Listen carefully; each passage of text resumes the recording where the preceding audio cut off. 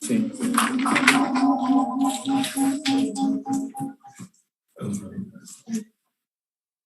Yeah, we can see.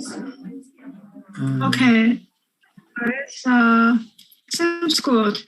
I just stop sharing and good. If you are ready, I'm also ready to. Good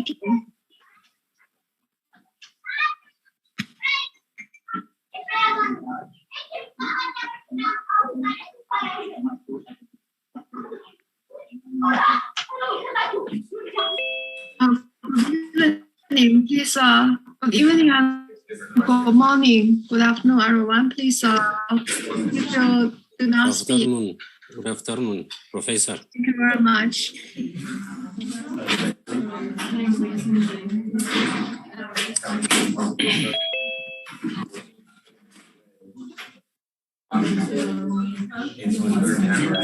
So I know I can pick it up or free. I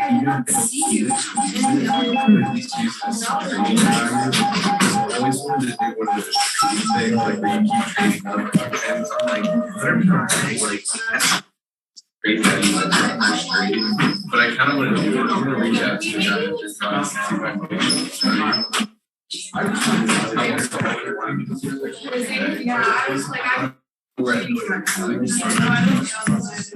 I wanted to do it when I was a kid so bad, but of course my mom was right. But in the old days, I think like my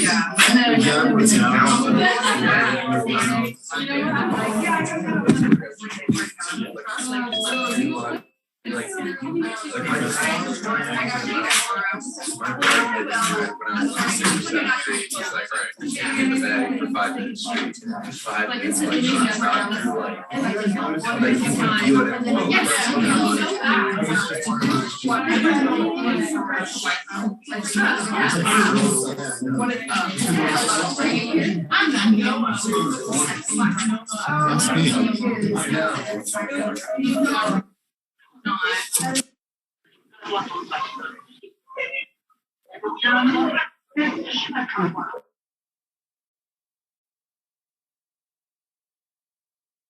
Okay, I seem to mute everyone. I also mute Professor Wang, so I also open that.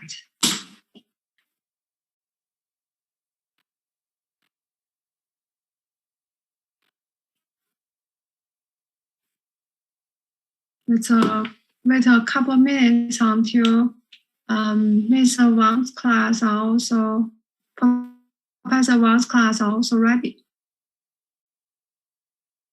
Well,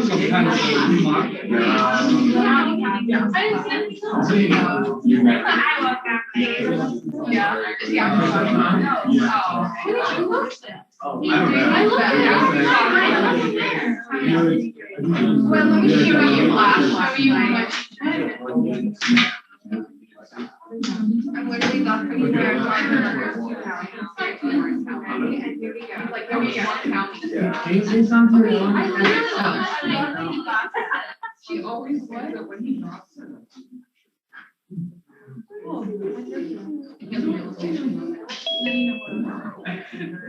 But I got it out. All right, so before we start, are we good on Monday? Monday. I have a question. Yes. So, for the affirmative and negative groups, the affirmative groups is saying that the class should not be required, and the negative group is saying that the class should be required, correct? Yeah, that's a statement saying it should not be required. Right, so you agree that in the statement that it should not be required? Yeah. Okay. So I send you this chart. So I have this chart evaluation sheet for you then also help me. Well, we had talked at the end of this class, you have groups. Not sure, yeah. Oh, like debates. Are those groups on campus? Yes, yeah, groups on Canvas in my lecture notes and also under the debate. Okay, but if I'll see if Professor Zhang finish when I finish. We don't have in end of class, inside class, maybe we try to meet outside class. All right. Could be affirmative group, we have like 5 minutes left.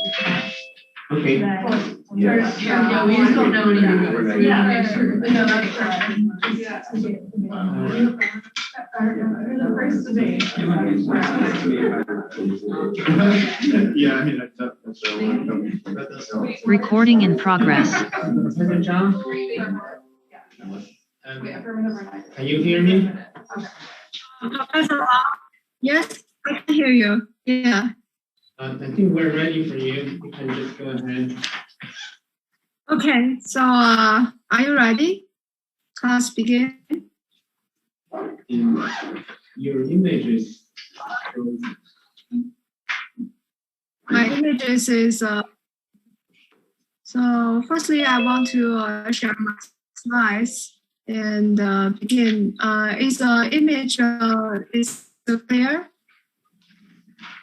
or not? Yeah. Am I okay? So in order to save the volume while I'm speaking, I might just turn off my video so the voice may be better. And also, please, for the rest of our class, and if you are not speaking, please mute yourself. So we will have we don't have many noise during the class. So firstly, I'm very honored to be invited by Professor Wang to University of Cincinnati. And I'm so happy to see we have so many students from UC and visit University of Cincinnati. But I hope meet today I would like to bring the topic on multi-dimensional master transit oriented on several topics. Firstly, I'll briefly introduce the urban planning systems. So the introduction part about visual and transport coordination. Why I start from the national level of urban planning system. And then for topic 2, 3, and 4, I would like to approach from the economy perspective, social perspective, and environmental perspective. And firstly, I would like to ask a question for Professor Wang. Do you really have during a class? So what is the correct time for me of this class? Do I need to leave some time for questions after lectures, please? Maybe, I think, just leaving the WeChat column. So I would like to answer them collectively. Lecture. Please just stop me. I will be prepared for a lecture an hour and 20 minutes, but if it's long, please just let me know.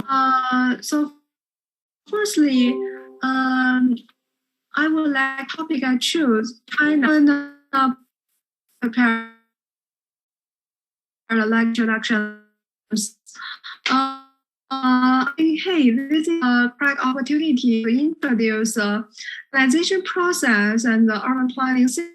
But actually, I want to also do a little bit of advertisement about one of my online class. It's called Urban Planning Series in China. If you would like to learn more about the Chinese planning in detail, welcome to choose the class and also choose the English journal. And today I would like to bring a topic in and also urban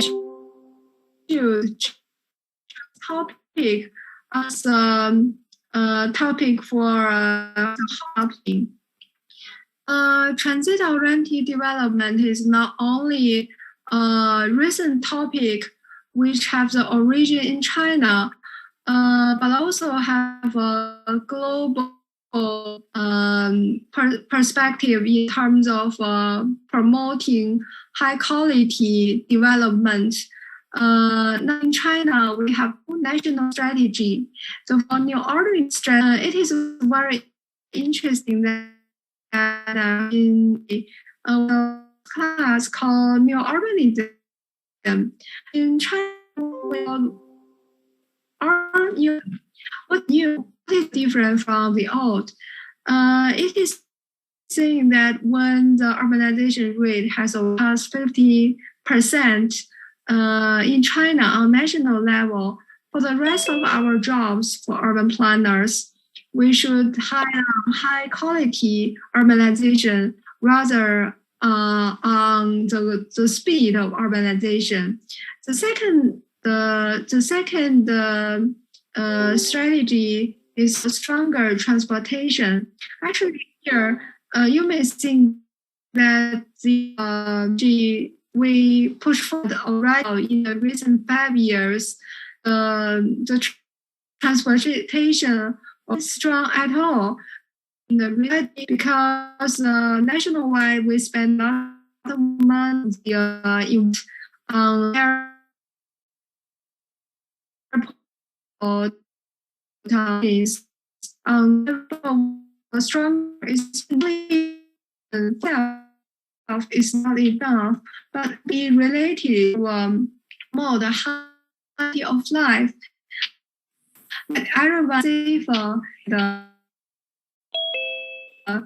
trips, and the other goal related transit-oriented carbon, or it can be reduce carbon goals. Before that, environmental friendly development has been with carbon emission of 50 to reduce that. From the point of view of being attached, it's important on your development. Like the World Bank, they have been pushed forward now. Pilot cities, and not only in China but in other countries, they have a lot of cooperation on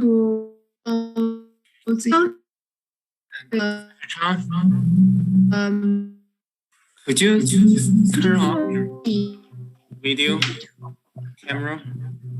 Yeah. Let me try. Okay, maybe it will be better. There is a voice message. My voice is not good, right? Yes or no? Let me see the chat column. The voice is very low, so I think it's better. Keep trying. How about it is over? Okay. Okay, thank you. So here I would like to review the it actually a recent literature year from the and implication in the urban planning field. We also have transition from the into topic about the environment. And today, when I try to bring multiple and research, I would like to from economical and environmental, and also other broader of concept of we are not a station level. We transfer to cover the cost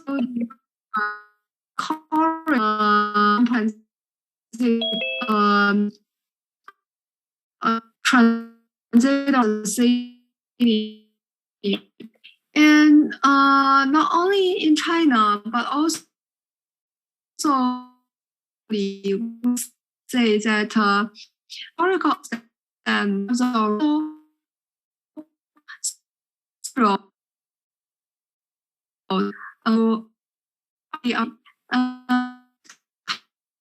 connect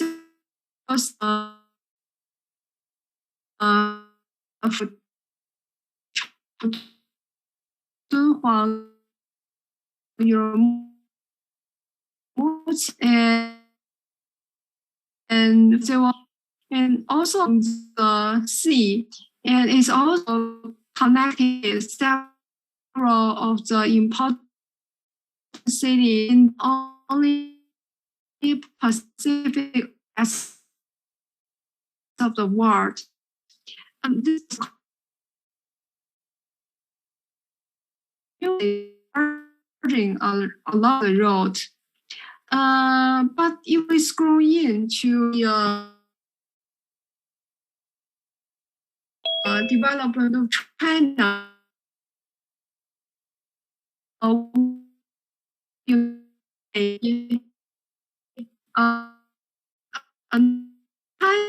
the rail transportation for 1905 positive was the urbanization rate. I see most we can see the it is first after the rebuilt after the second two.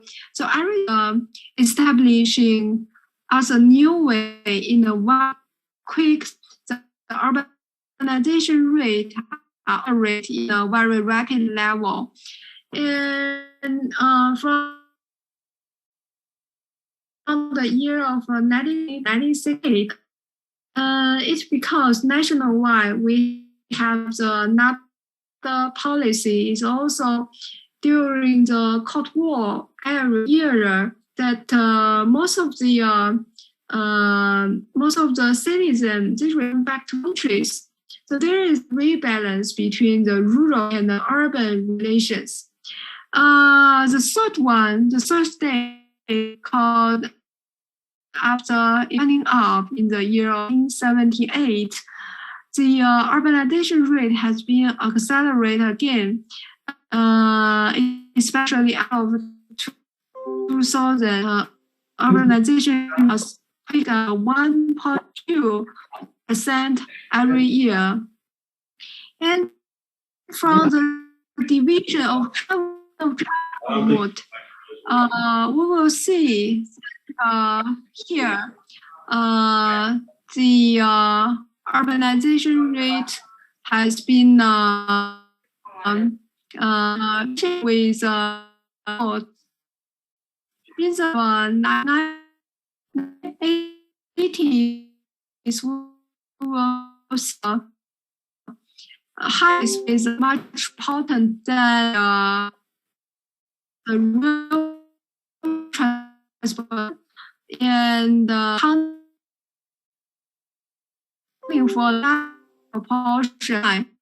and nationwide growth of transportation the half of the century. And firstly, before the People's Republic of China has been established, already have some railway. Most of them concentrated in the northern. There are also railway lines. Jinhu line connected to Beijing and Shanghai. It's connected Beijing and Guangzhou. It's short for Jingguang line. It's also in the several capital cities such as Zhengzhou and Wuhan.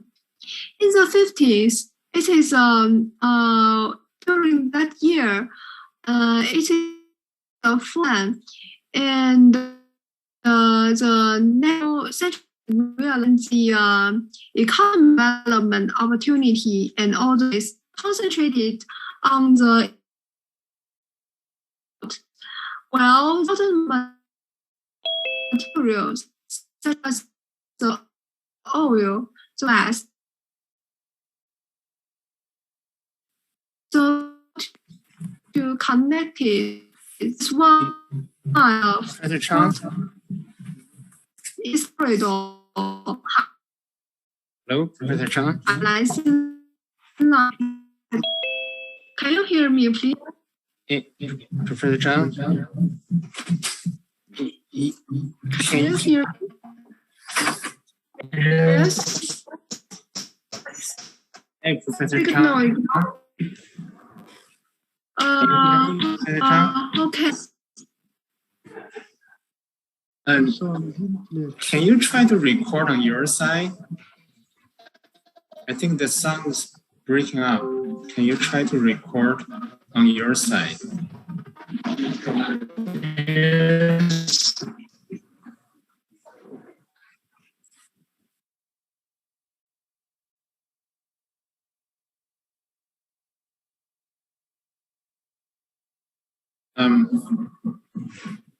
Professor Zhang, can you hear me? Yes, I can hear you. Can you try to record on your side? I think my part is the sound is breaking up. Okay. So let me. Yeah, if you record it and share it. See how to. Can you do that? You're the co-host now.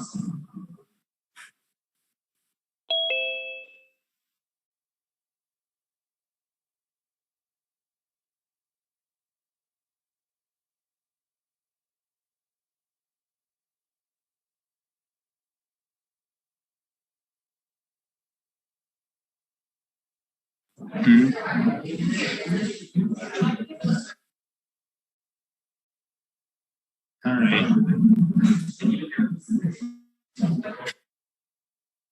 Can you do it?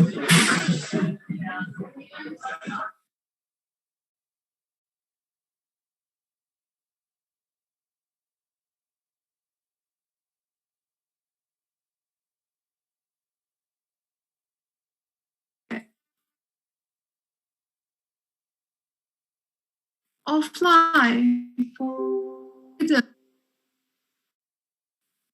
You got it?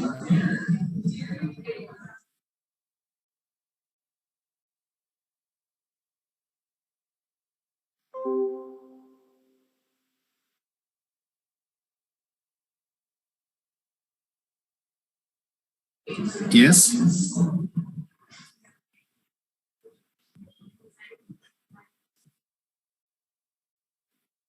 Hello. Hello. I found.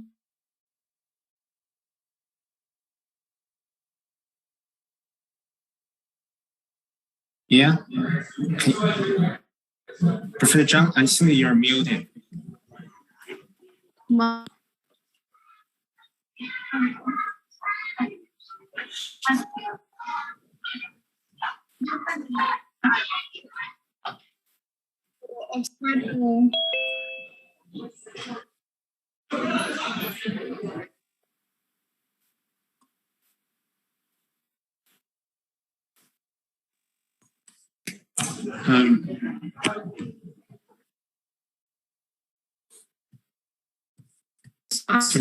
Mr. Zhang, you're muted.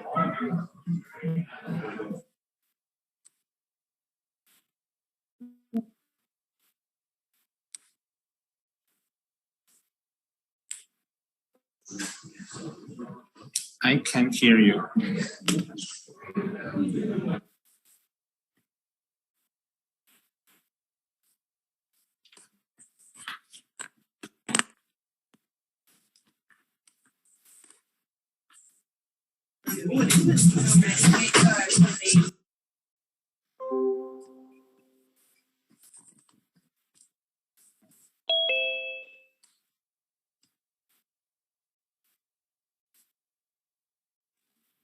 Okay, it seems to be better. Can you hear me, please? Yes, please. Yes, we hear you. Yeah, we can hear it. Yes, a little bit. A little bit, not very good, right? Yeah, A little bit not very. Now better. It is better.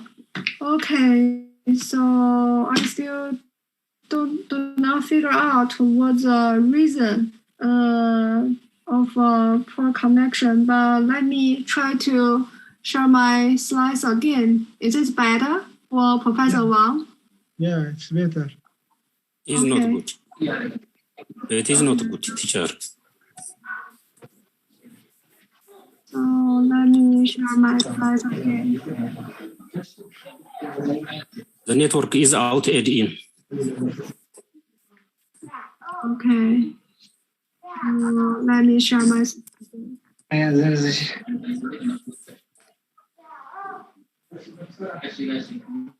now.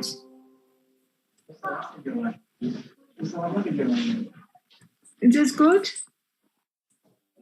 Is this good or not? Yes, it's better now. Yeah, it's Okay. good. So how about Professor Wang? How about Professor Wang? Are you okay?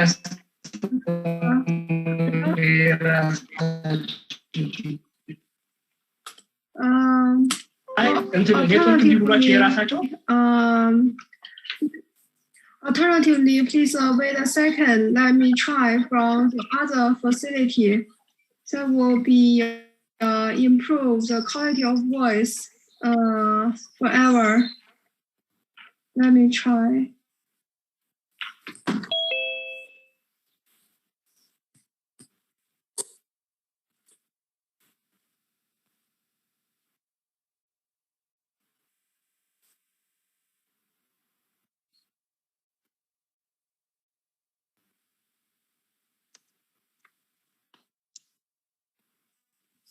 Am I good? Yes. Let me see what Professor. Yeah, now good. Okay. Okay, so I just continued. Okay. So for the second 10 years, that is in the 1950s, because we during that time we meet very urgently connected opportunity, economic high-speed rail systems, urban rail. Please mute yourself if you do not speak. Okay, I just compulsorily mute. Wait a moment. Okay, in the 1950s, when we connect the west and east trains, it is called Longhai and Lanxin line. Lanxin is Longhai is from the Gansu province to Shanghai, and it also connected to the biggest port city Lianyungang in the east. So it's connected all the materials and transferred it to the industrial center at that time, Shanghai. And also another corridor was built from the east to the west. It is connected in Mongolia, which is also rich in coal and connected in the in Qinhuangdao city. The third one, in the 1960s, although at that time we face a lot of difficulties in urbanization, but here we still connected a new line called Lanxin from Lanzhou to Xinjiang province. So to connected the middle and the white city together. And in the 1970s, it doesn't seem to change a lot. But in the 1990s, we will see that a lot of south and north corridors connected parallelly with the Jingguang line. The first is called Jingjiu line.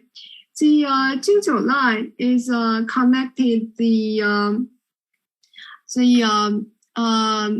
middle but not so end of city together.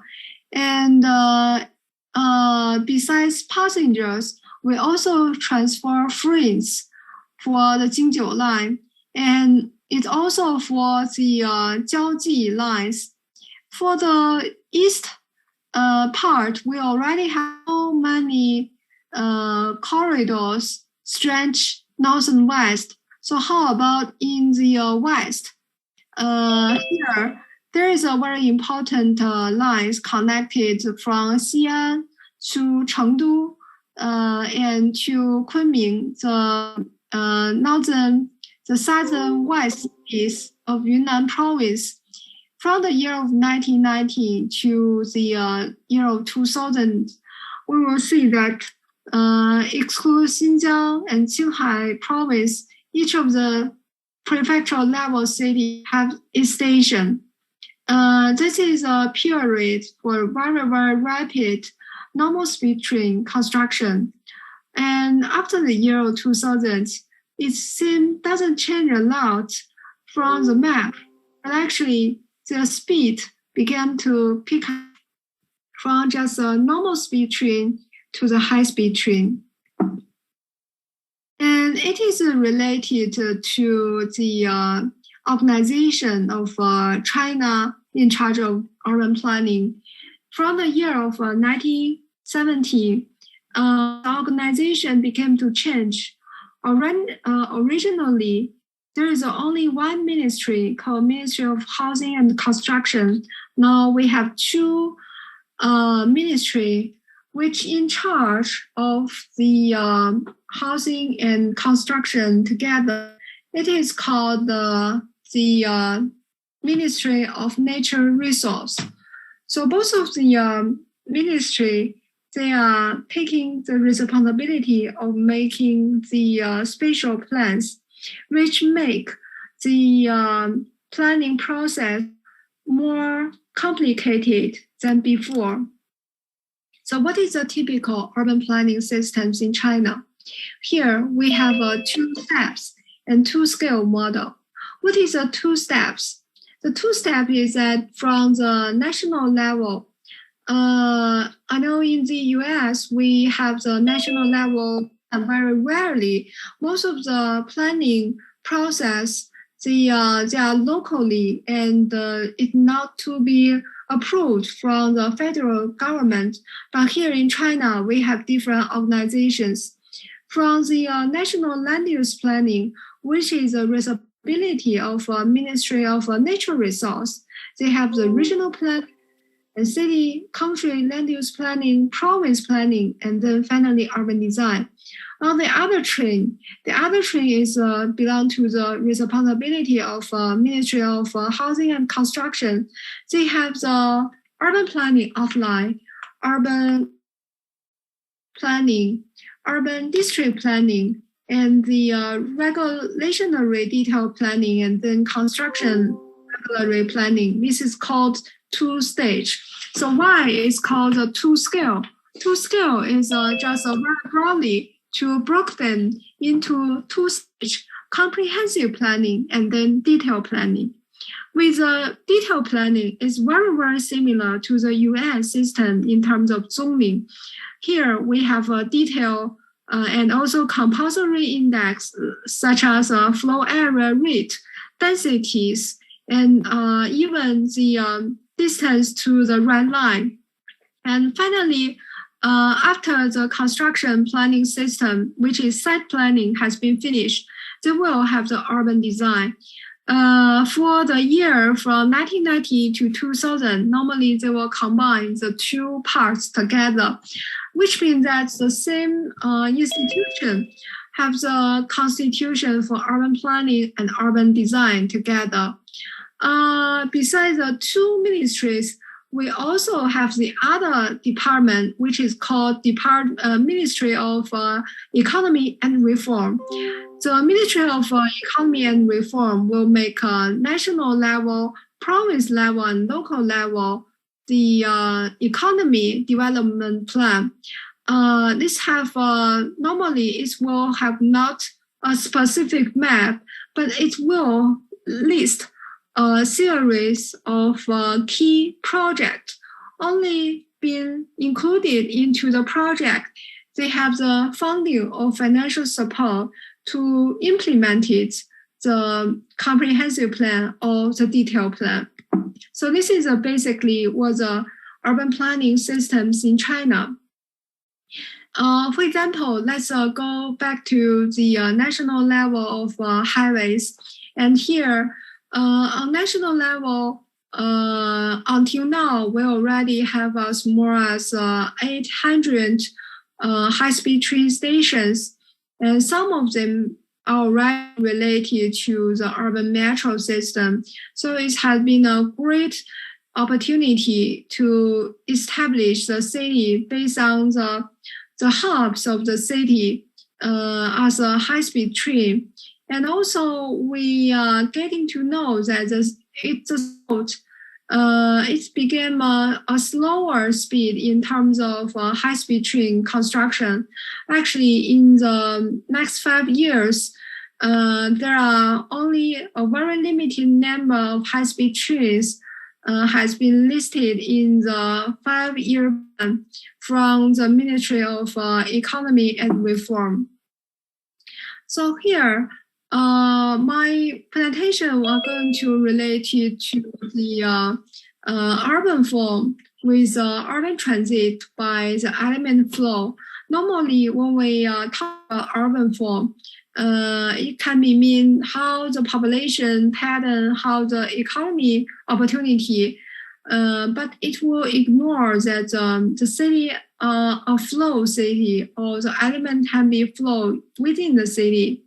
So here, my research question here lies in that how the high-speed transportation, like the urban rail transit, reshaping the urban forms in Chinese cities. And here, for example, I can take in the Beijing, Tianjin, Hebei, the migration as an example.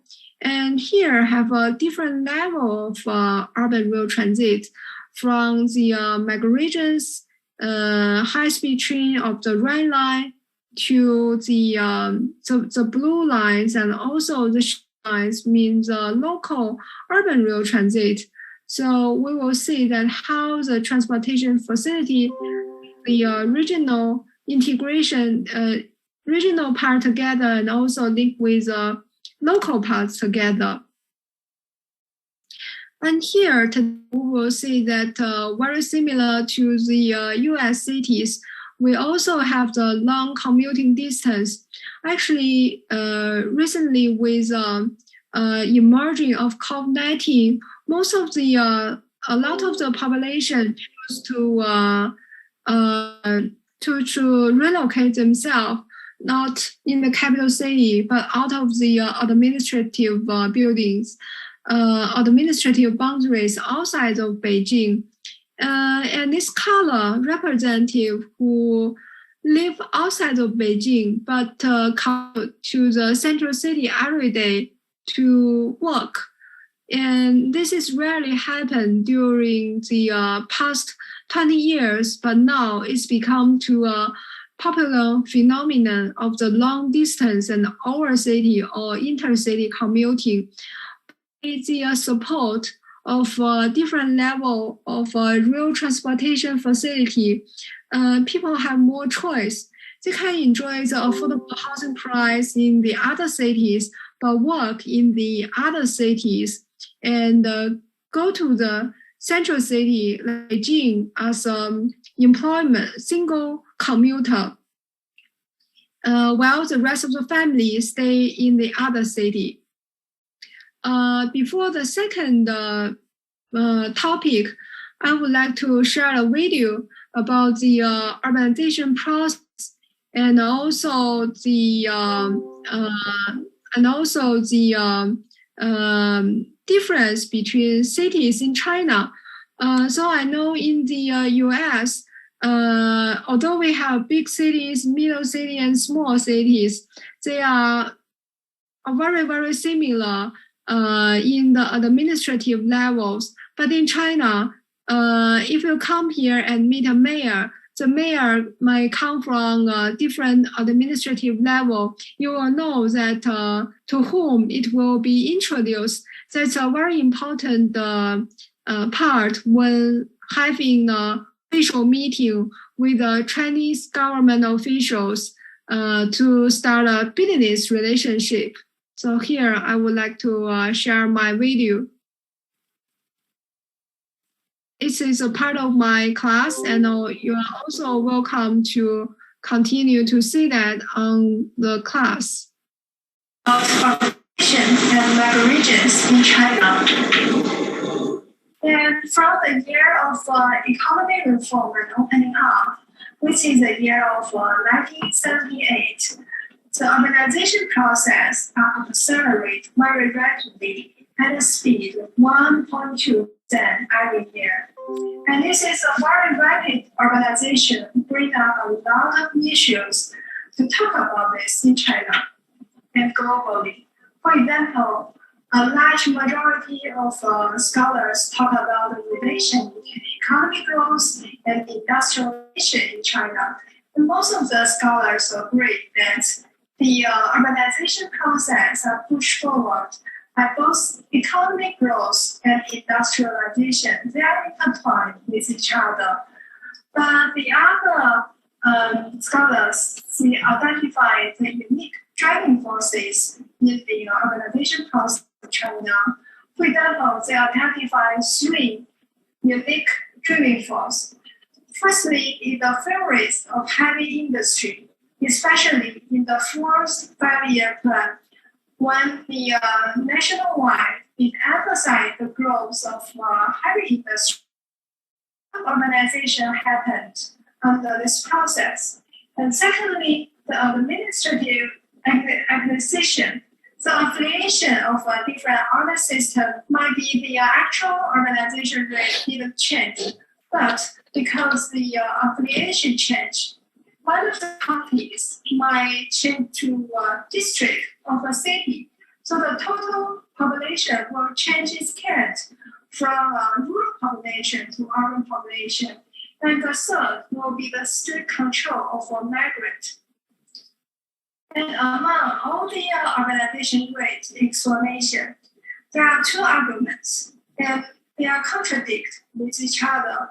One of the arguments emphasizes that the urbanization rate in China may be underestimated. It is because a lot of the migrant workers, they keep on flow into large cities, which are not counted into the statistic or yearbook. On the other side, another school of scholars, they argue that might be the urbanization rate are overestimated because they are in favor of the heavy industry. And actually, a lot of urbanization happen in the middle of a rural area, and it's not strictly counting to the urban population according to the modern standard. And for example, Professor Zhou Yixing has been identified with the statistic called a change. during the 5 attempts of population census survey. And during the 4th population census survey, it is called cutting the edge into urban area. So the urbanization process just accounted to the population which is belong to urban type.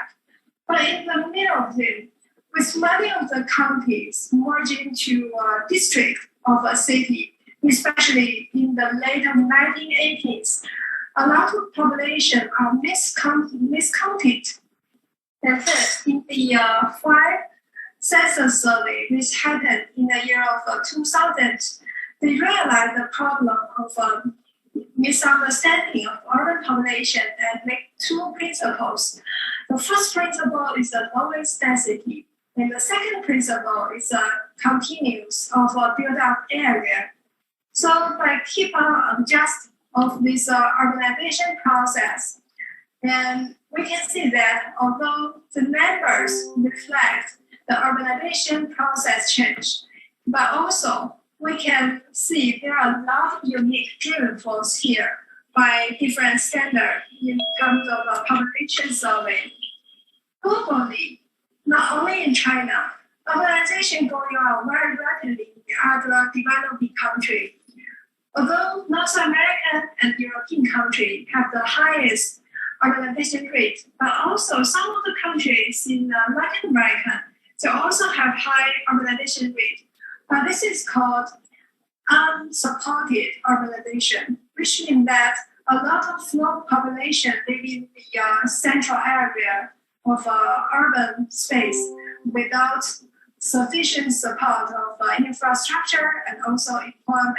And okay, I just skip this part to the directly to China city and town planning. And this is one of the very interesting. This is a different urban planning system at regional level. It is an urban system cross to show policy connection with the related cities and regions.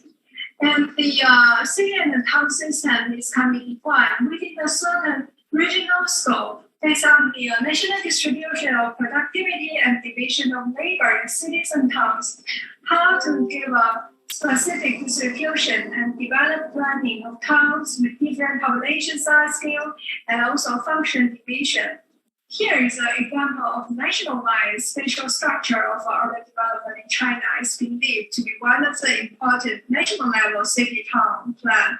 And according to the plan, is the development of the migration, what their location and how the connection by important transportation corridors.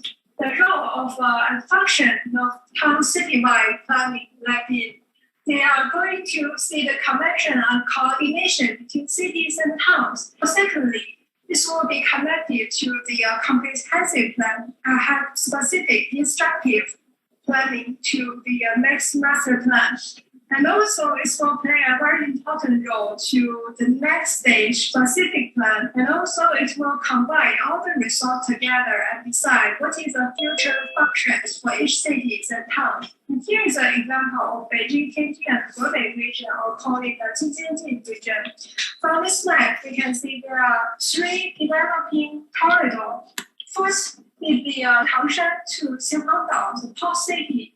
And second is between Beijing, Langfang, and Tianjin. And third is Shijiazhuang, the province capital. And take another example, Zhangjiakou, the Winter Olympic City, are connected to Beijing to the transportation corridor.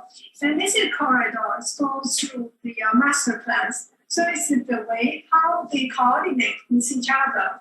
The fourth issue is about the urban system in China. Here, it is very important to understand the logic of urban governance in China. Although we have a lot of layers, maybe the different layers have a different administrative level. For example, here we have the central direct governance city, and the mayor is a province level. And secondly, we have a vice province level city, or we call it a special plan city. And the mayors are belong to the vice province level. And then we have a prefectural level city. In China, we have altogether 287 prefectural level or above cities, which is a mayor in the bureau level. And finally, we have the county level city, which is equal to the top. And the mayor is a division level. And similar to the ministers, and the division of the administrative level depends not only upon the place or space, it's only depend on the different criteria. For example, the minister of housing and construction or the minister of natural resource, they have equal administrative level to the province head. Here, here's on the administrative map of China. Let's identify the four of the central direct government city. This is Beijing, Tianjin, Shanghai, and Chongqing. And Chongqing is the only one in the western part of China. Well, on the other hand, we have 15 province level city or special plan city. Let's move back to the map. Harbin, Changchun, Shenyang, and then Jinan and Qingdao, and also Ningbo, Hangzhou, and Guangzhou, Nanjing, Chengdu, Xi'an, Dalian, Xiamen, and Shenzhen. Their special plan city is not only making specific comprehensive plan or master plan. This means that it's related with the central budget. So these 15 plans, 15 cities have a very special financial plan from the central government. This is the end of this class. Actually, this is not the end of the class, but I'd like to share it here. Okay, so turn back to our slides. Do you have any question, or just I would like to continue about the rest of the slides? If you have any question, you can just communicate in the WeChat column. No? Okay. So let's continue. About our the second perspective is how the transportation bring the economy, promote the economy growth. We all know that transportation facilities cost a lot of money in terms of financial investment, but how we can make money back? First, the topic is that we should consider about the balance between cost and benefit. And here I would like to share the case study of Tianjin.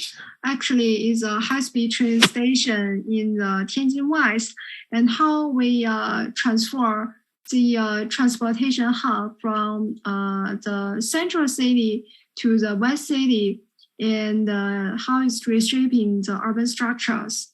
And here I would like to steal from the regional level. Here we would say that from Beijing, Tianjin, and Hebei microregion, we would say Beijing is a geometry center. But actually, if we continue to go on here to see which part of the city have the highest level of the passenger volume, we will see the Tianjin West station has been overseen Beijing South to be one of the #1 passenger volume station in the region. But simultaneously, when we see the location of Tianjin West station, although it's rather new and have a high passenger volume, but it still have a limited relation with economy opportunity measuring by the office index, which means that how many office buildings here within the map, we will see that it's still concentrated in the all city center. And here we do the study copied by the model of land value capture. This is a very interesting model, actually coming from one of the paper on the North Carolina Charlotte. when China have the announced that there will be a light rail, the land value began to increase. But actually, after it put into operation, the increase is still keep increasing. But the peak part is here, not too much comparing with the announcement of the light rail. So how about in China? When we try to apply the same theory in China, what we can get? And here we try to collect some of the office building of the daily renting per square meter. Here we will see that although the passenger volume for the Y station is high, but it not mean that accessibility means higher land price. So how we do with that? When we just scroll in detail, we will see some of the street business. Although it might look ugly, it have a very close relationship with daily activity. Like here is one of the pancake restaurant, which is one of the it's like the Starbucks or McDonald's in the US. So everyone will rush here for breakfast every day. Although so here when we compare with the old commercial circles with the new commercial circles, we're getting to know that the new commercial circles, they all have very, very good accessibility to the light rail, while they all still rely on the walkability from other place. And we also would like to make a comparison between the old and new. If it's close to the one of the train station, the catching area may be larger, as much as there is a diameter of 700 meters, which is larger than the original commercial circle. And here, when we doing research about using the glass catching the movement of the eye, we will see that the TOD looking good is not mean that it was have a volatility in the and have a positive meaning to the urban landscape. So here we will consider about what the new function we need for the high-speed rail and high-speed hubs. And here by testing whether the hypothesis is true, we choose the price from the year of 1997 to 2020. And we will see that from the regression model, we will see that it is very interesting that even the rail transportation starting to construction and operating and open every day, the housing price for the land value capture are not always increasing. It have a great relationship with economy or macro economy, because the economy is not good. After the 1970s, the housing price began to go down. And which part is more influenced by the light rail or urban rail transit? We will see that it's not the nearer the better, but the area between 500 meters to 1 kilometers have the highest impact factors to the land value. So the housing price will be significantly higher increased, as more as 20% than before the operation of the rail. So that is a second perspective. If the light rail or the urban transit can make someone become rich, the next question becomes how we measure social equality from a social dimension. And here, I still would like to choose population census data as a case study. And here, because the 7th population census survey are not ready to publish yet, we only use data from the year of 2000 and 2010. And here we will say that 2 different changing trends. The first one is for the population trend. With the development of urban rail transit, we will say that there are 2 trends simultaneously. The first one is the suburbanization. The suburbanization happens in the especially in the east part. Here we will see a new town is emerging here as the subcenter, and also several of the suburban center gaining their speed in terms of development. At the same time, we will see that some of the parts become very high density with the development of urban rail transit. But if we see how the economy opportunity change, we will see the other story. There is only one trend, which is concentration. With the trend of concentration, we will notice that there is a significant problem happen that imbalance job and housing, because population are more decentralized in the surrounding neighborhood, while limited employment opportunity are still concentrated in the central city. So the commuting distance become longer and longer here in most of the Chinese cities. And we would like to explore who is long commuters and who losses. Is there any social inequality because of the continuously investment in the urban rail transit? And here I would like to refer one of the movie from Korea, the movie called Parasite. The Parasite is similar. While the rich family live in a mountain area and going up, there is another disadvantaged group family who are suffering from extreme situation.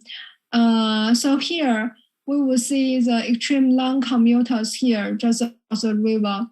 At the other bank is Beijing administrative areas, and the other side is Yanjiao. One is nearest position to the city of Beijing, and also have a close relationship to the CBD area, but the corridor is very long. And also, in order to just cross the river, it costs a lot of time. So in order to save more time during the dry season, people would rather just walk through the dams in the order to save some time. And these people, this map symbolize the satisfaction of different samples who live in different locations. We will say that normally if the samples live with urban rail transit, the satisfaction level will be higher. And there are very unhappy commuters who normally live far away from the train stations or subway stations. But also we will see that there is a very different story. The happy commuter might live in the last few stops. It is not too many congestion even during the rush hour. And also we will see that very imbalanced job and housing pattern even in the new subcenter in Tongzhou. Here we will say that for the people who actually working in Tongzhou, they are not balanced who live in there there, but they are coming from all over the city. And here is an example of even the transit-oriented development concept has been popular in the along the corridors, like here, the East Corridor. Ways and bus, but there are also suffering the disadvantaged group for the long commuter, because in order to arrive in the CBD area before 9 o'clock in the morning, you have to get there at least 6:30. The time, not a breakfast shop even opening up, which make the commuting life even more difficulty for the young generations. And also, if we have a broader view of what's the relation between land use and transit subway line, we will see that although we can draw a circle there and encourage the land density concentrated near the subway station, but the reality is that maybe for the first time, when allocating the land, they will know that the landing price was very high. Most of the shops, in order to save more money, they choose to locate themselves out of the circle. And here is a basic image, which is telling a vivid story on the as a long commuter. For example, Miss Tang, who is a white collar, and taking 3 hours living in Yanjiao, outside of Beijing, and he ride a e-bicycle every day and waiting in the long lines until he can get into the bus. Actually, there are 2 people there.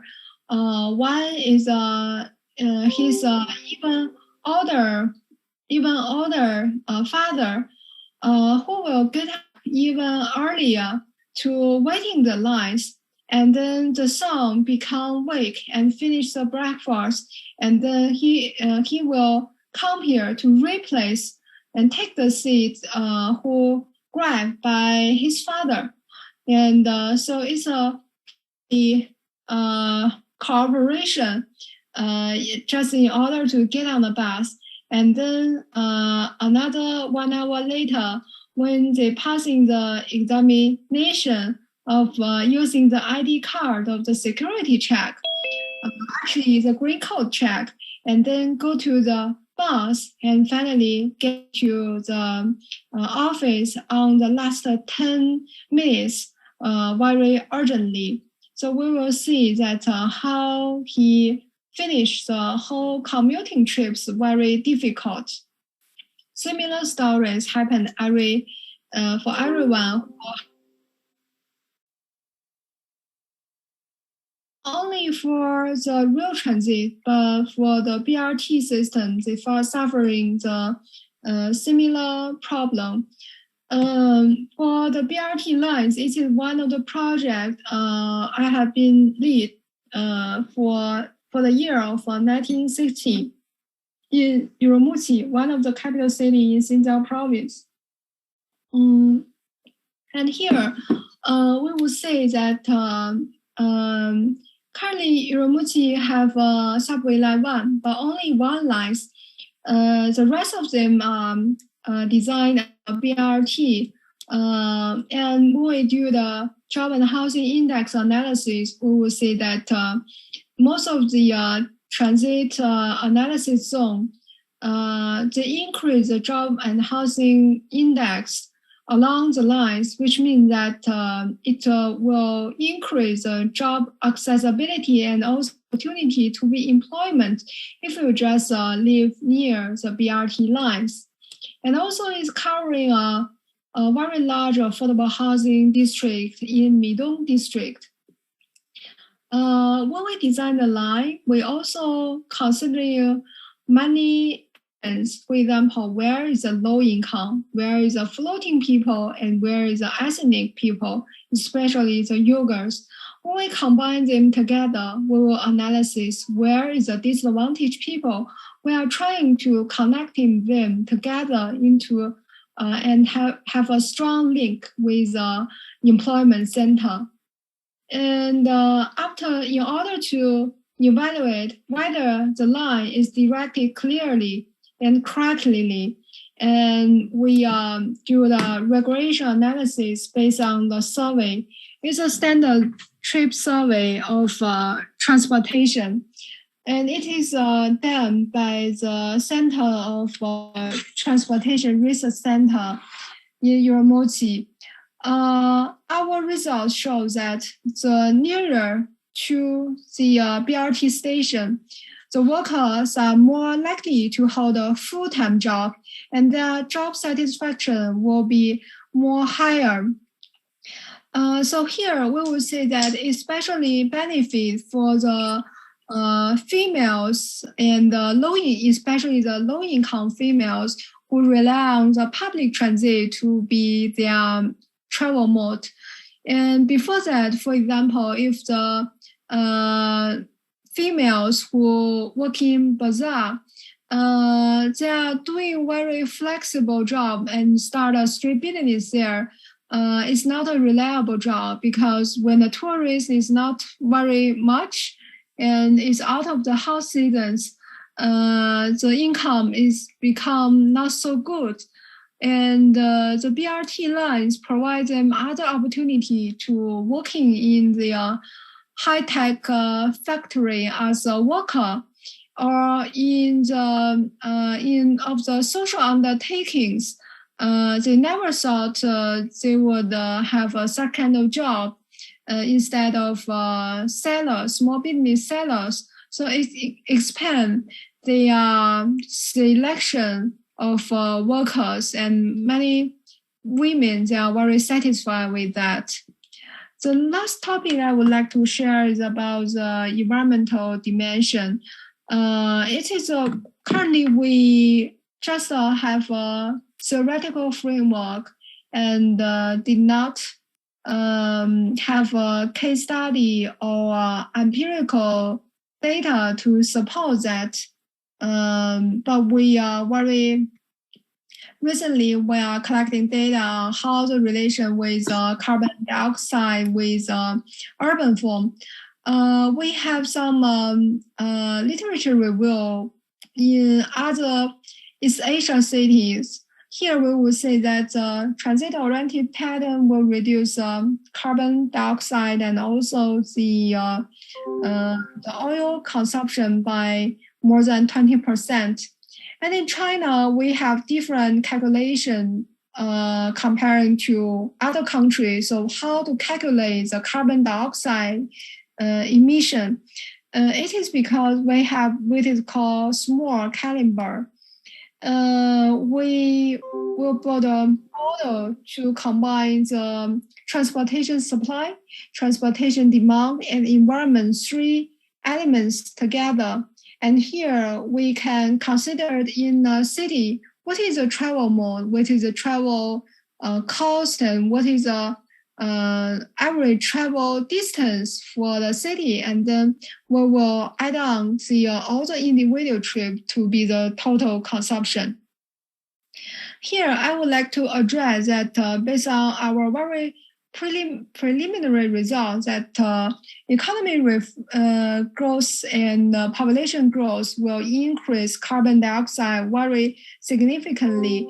Particularly if we just highlight on green technology in transportation or green technology in architecture, it's not enough to solve a very complicated issue to reduce carbon dioxide by the urban form. Lastly, I would like to do a little bit advertisement on our PhD degree on transit-oriented development. We already have I guess it should be 74 students graduate from both urban planning and more students from transportation engineering. So next we are going to link the program together finally, I would like to make a summary here. TOD is towards a better future.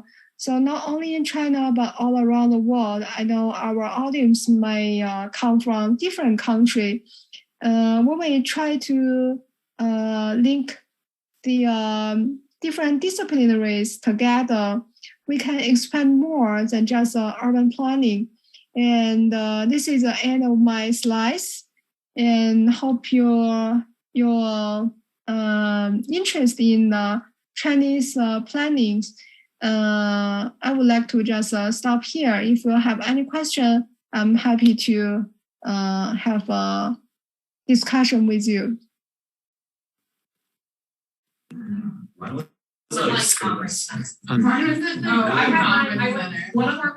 Thank you, Professor Chang. Yeah. Do you? I remember you have a paper related to this presentation, right? Yes. Yeah. Could you share the paper with the class? Yes, I would like. Yeah. In the beginning, the sound was not as good as the later on one. So seems yeah, the second part was really good and the quality. So my student going to they asked to read your paper to know more since didn't catch much at the beginning. And the okay, that's a great idea. Yeah, that'd be good. And the so I didn't really get to hear. Were you able to record it or you couldn't? For recording, I didn't recording just now, but I saw Professor maybe already recorded. Mixture, can you send us the reading material? Yes. Yeah. Can you send us reading material, sure?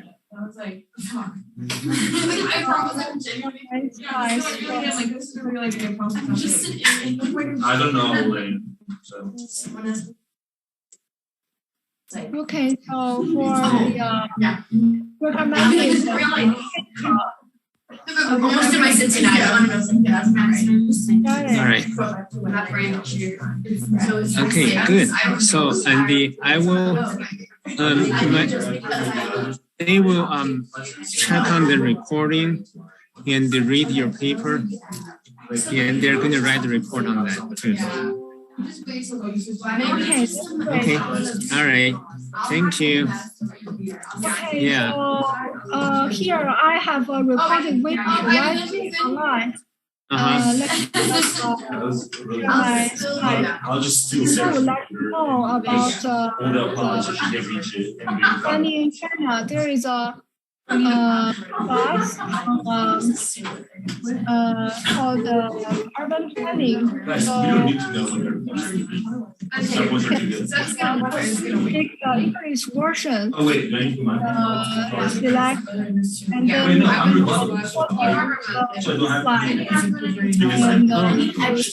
recorded videos. We have two versions. I think our points are pretty solid.